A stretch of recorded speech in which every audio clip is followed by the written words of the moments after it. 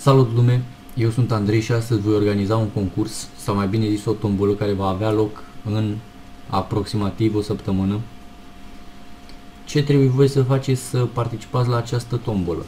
Păi prima dată intrați pe canalul meu, dați abonare dacă nu sunteți abonați și dați coment și like la video care va fi pus aici, adică acesta, sau unde va fi pus, unde va cădea.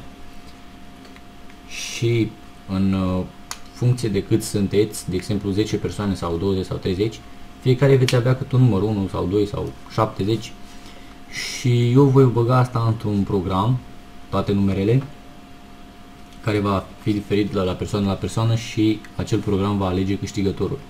Câștigătorul va trebui să intre pe Skype sau pe Facebook sau pe ce mă găsește pe mine, după ce va fi anunțat că a câștigat, și o să-i dau CDK-ul de la Steam și va câștiga Far Cry 3.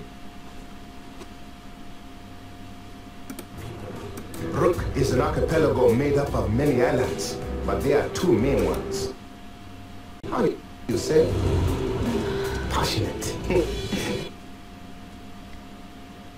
But if you win our heart, you will win our warriors. Se pare că acum este doar 10 euro pe Steam. A mai scăzut. Eu oricum l-am luat cu 5 euro, deci nu mă plâng. Și cum vă spuneam, cam asta este tot. Dați abonare, like și coment la, sau dacă vreți și share la videoul care va fi pus aici, adică acesta. Și în aproximativ o săptămână o să se organizeze tombola, o să fac video.